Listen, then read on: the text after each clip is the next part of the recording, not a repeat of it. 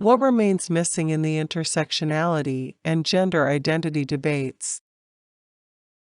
Narrated by Jenny Lin. It has become normal for liberals to claim a gender identity based on feelings. The ease with which gender can be established does not transfer over to the intersectionality debate. Fluidity of one's intersectionality features is less appreciated.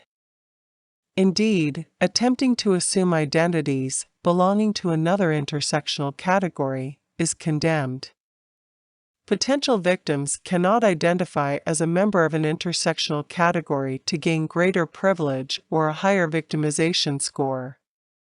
This difference in how gender and intersectionality is approached might seem odd when looked at from the perspective of a conservative.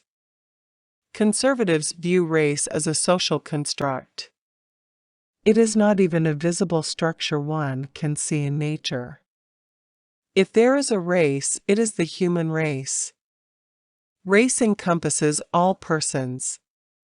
But even if we choose to devolve race down to a subcategory, why would race be attached to skin color, a feature which exhibits an infinite range of hues? One researcher calculated that it only takes 4 or 5 generations to go from white to black or in the reverse direction. Why is hairstyle fixed to race and culture, whereas makeup and leisure suits are not? Our sexual identity is obvious and grounded in biology, whereas race is not clearly defined.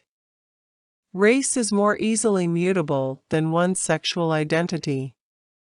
A biracial person technically ought to be able to identify with either of his or her constituent races.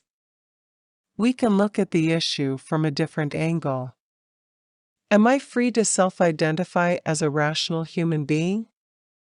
May I call myself a Christian or cisgendered, regardless of who I am or how I live my life? May I self-identify as a homeless person, though I do have my own home? May I go to a Trump rally and claim Republican status, despite voting for Bernie Sanders?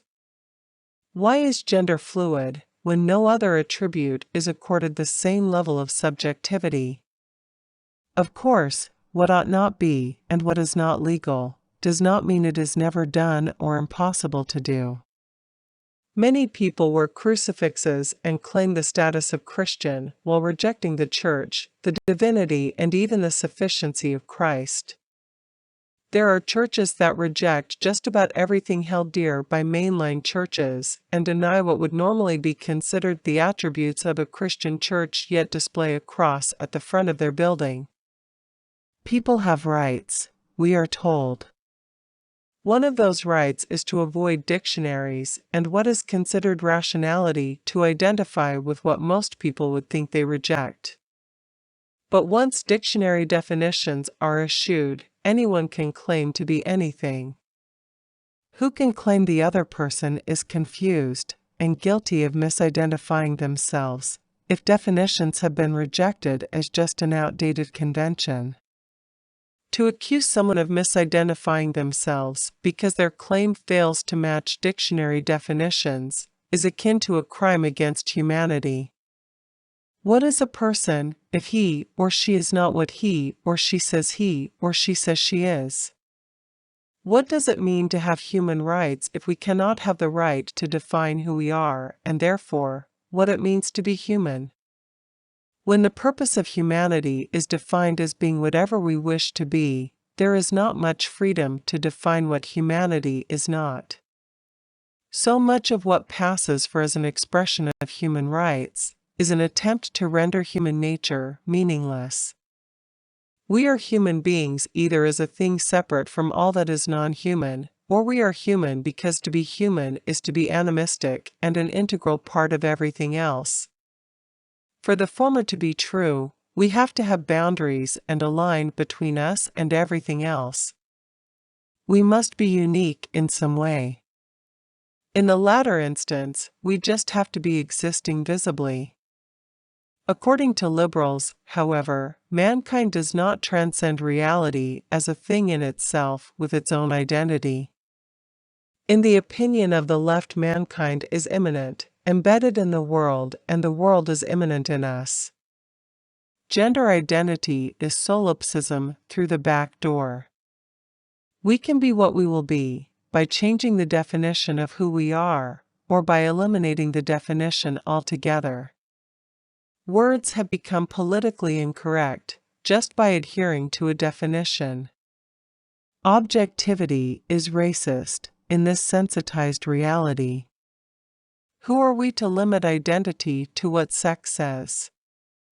Who are we to define what is real or true? Who has the right to define what a human is when the definition might exclude someone who wishes to be human? This question may seem to be answerable in one of two ways, but it is not. The question is not even what it seems. We may engage in debate on whether gender is based on sex or not, and if race is real or just an identity we consciously assume, but were it that simple, there would not be so many contradictory positions or opinions. It is not wrong to say objectivity is missing from these debates, but we cannot say subjectivity is not real for some people. What is really missing is reality. Ontologically, this is because by embracing the reality that has become defined by subjective parameters, reality has become centered on feelings. For many people, this is the only reality they have. Some authors even talk about what is called emotional intelligence. Those who reject gender identity language suffer from a lack of emotional intelligence. Or so say liberals. According to this view, conservatives do not understand the centrality of emotion and the need for empathy. But empathy is a prerequisite if one is not going to be accused of a hate crime. What is missing in these debates with liberals is reality. By this, we mean a reality that can be considered real. Objectivity is missing from these debates and from the liberal worldview, because reality is not present. According to liberals, the only thing that exists is the feelings of those who debate us. Gender is a denial that nothing but feelings are important. But liberals do not debate. They express their feelings. They demand empathy. Failing this, they become angry. If you do not care how the other person feels, say liberals, or if you act in a way that hurts the feelings of another person, your actions are hateful, and you need to be cancelled or even jailed. Liberals think all a person needs to do is to state how they feel. This statement about their feelings is considered to be an absolute truth. Feelings cannot be reasoned with, disputed, or qualified. This reality based on emotional states is reality for modern liberals. But it is a reality without any objectivity. It is a reality that cannot be defined. Emotional states are literally a reality that has no reality. Emotions are not real if we consider reality to be something that is objective, that can be validated, and that can be verified. We can claim reality does not care how the other person feels, but if the other person is a liberal, he only cares about how he feels. Liberals do not think they need to have their reality validated by objective measures. They want their reality validated by acceptance. Liberal reality is a feeling. This is why in the intersectionality debate, race is considered a thing.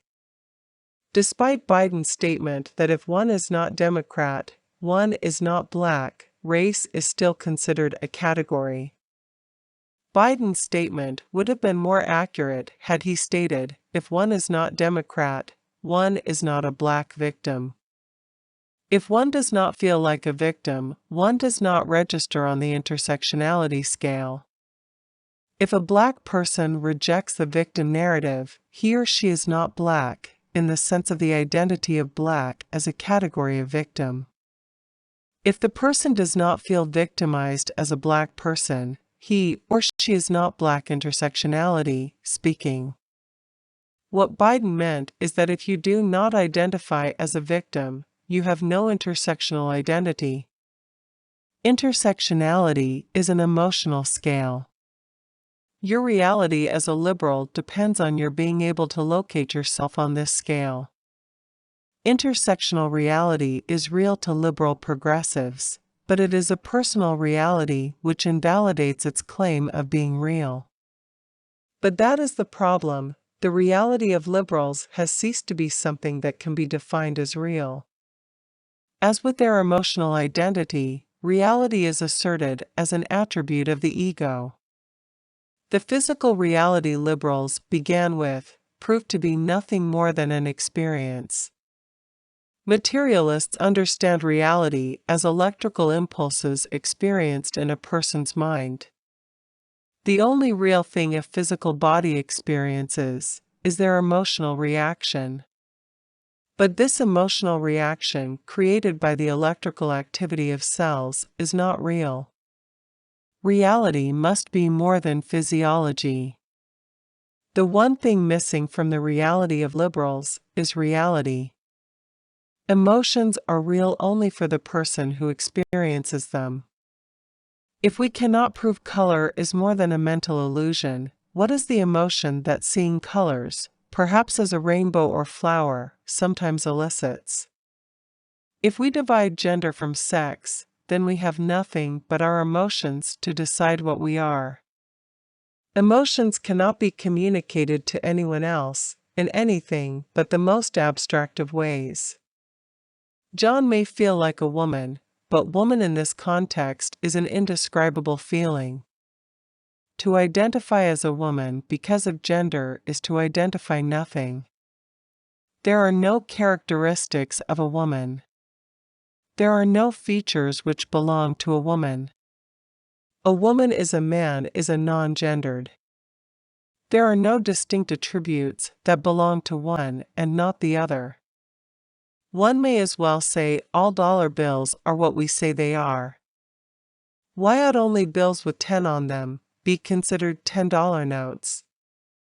Without knowing what a woman is, and what a woman is not, there is nothing that is a woman.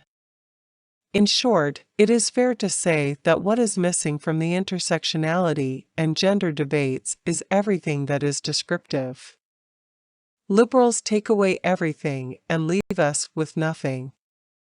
Liberalism imposes a scorched earth policy on our intellects. Intersectionality and gender debates destroy our ability to communicate.